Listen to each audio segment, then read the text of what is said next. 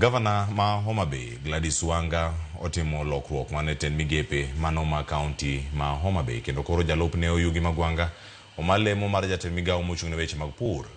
Mana bang' yiero ma Kasipul manyocha jalupne onenore apiaya kasiro jachung' kar kende mano Oyugi Magwanga. Wanga koro okawo okang' mano mokwongo mano mar thich Oyugi Magwanga elemo mar jatend migawo mar pur. Okang' ma kama bende okawo mano mar riembo jatend migawo mochung' ne weche mag lowo kod udi gi dongruok mano mar bombe Dr. Peter Ogola. Jofamaro Ale Beach miyo ler mar wachno.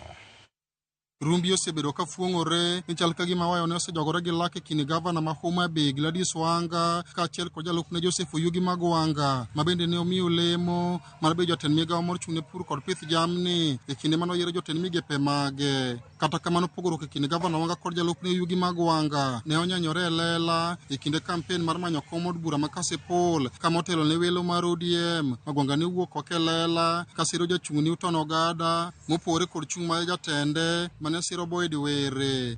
Pogruok e kinde gavana gi jalupne ne onenore e lela bang' ka Magwanga ne wuok oko mar siro Philip Aroko mane laro kom od bura ma Kasipul ka ok ochung' gi duond bura moro amora ma bende ne odhi ataro gi chung' mar gavana Wanga ma bende en jakom ODM e Kenya mangima to kod chung' mar duond bura mar ODM. Aroko dhi e bunge the following day yende ODM. Okoro ne kawuono ng'ato tho ne to nyathine nyaka kaw kar.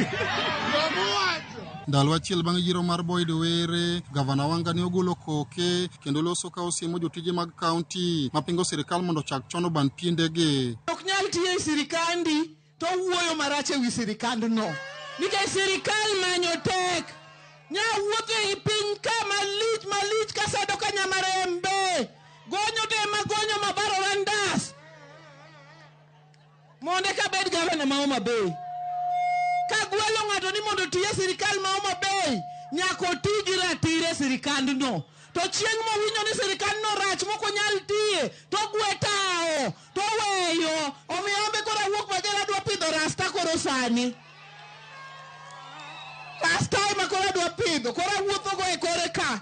Ng'ama ok dwa tiyo chinje, ng'ama dwa tiyo ne jopiny ndani. Siemno machalo ka gima ne jato Magwanga kaachiel kod mane jatend migawo mar lowo Dr. Peter Ogola ma osebedo osiep mangita gi del mar Magwanga koro osechako nenore bang' ka jotelo ariyogo ne oteng' lwetgi mogo e lemo mag tend migawo mar pur kaachiel kod mar lowo.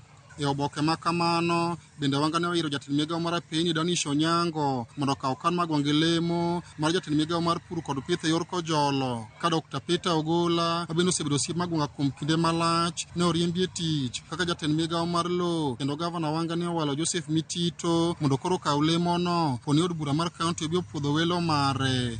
Thuolo machuok bang' ka oselonye lemo, Magwanga ne ondiko ka ywak ni ofise ne oloro kinyi ma kawuono, gino ma okone gin mana siasa lilo, ka oboke no nokone gavana Wanga, mondo nene joma ne oloro ofise, okawne ondamo mar chik. Kuom jopiny mane walosogo, odok ne gavana Wanga kuom lonyo Magwanga lemo ma jatend migawo mar pur kod pith jamni, kendo osunde mondo koro gwe tao kende owuon.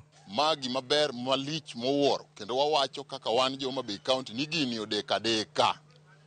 The late Kajwang nowacho ni loyalty, faithfulness, fidelity nyaka bed number one consideration.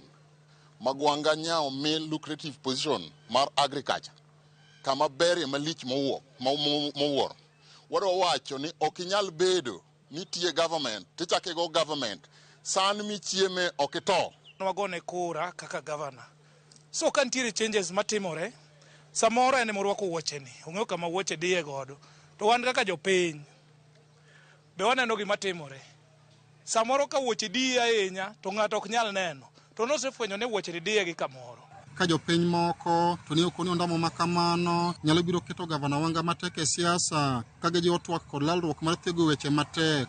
Kod nong'ado bura ni ok inyal golo jatich moro amora miyiero i serikal kokiluwo chik miluongo ni Fair Administrative Action Act. Bende nitie notice. Grounds mage migolo godo minister no. Grounds onego beni bedo laid. Kopo ni minister ni gole office nyaka ndiki ni wagoli nekech ni kwalo pesa makama okiluwo sheria maluwo namba makama endi. Mama ne communication onge. Piny sani omiyo ng'ata ratiro mar to express himself. Political freedoms are not limited. ka ng'ato feel ni services mabedo offered ei serikandno ok nyise no owuogi nikech en be owuon en be he or she fought for it. Onego bed ni kaka oganda jo Homa Bay nikech kore ka waya e wach mar siasa daber ka Excellency the Governor orito mos mondi matin baso neno ni to jo oganda Homa Bay mamoko to wachang'o. But nikech koro en ma en kod teko sirikande osetime kako neno ni ber mondo otime kamano omiyo wacho ne jo Homa Bay ni wabeda gi kwe. Ondamo ma Governor Gladys Wanga okawo malonyo jalupne Oyugi Magwanga eleo ma jatend migawo mar pur kod pith e kaunti ni endi okelo paro mopore kind jodak ma Homa Bay ka moko to siro Governor Wanga kuom ondamo mokawo no endo ka jopiny moko to wacho ni maendi nyalo medo kelo liet mar siasa e kaunti. Wenge duto te koro chomo Oyugi Magwanga ka bede onyalo dhi nyime kod tich e kaunti kaendi kata onyalo gwe tawo ka jalup Governor e kaunti ni endi ma Homa Bay. Ali Abich, Ramogi TV, Homa Bay.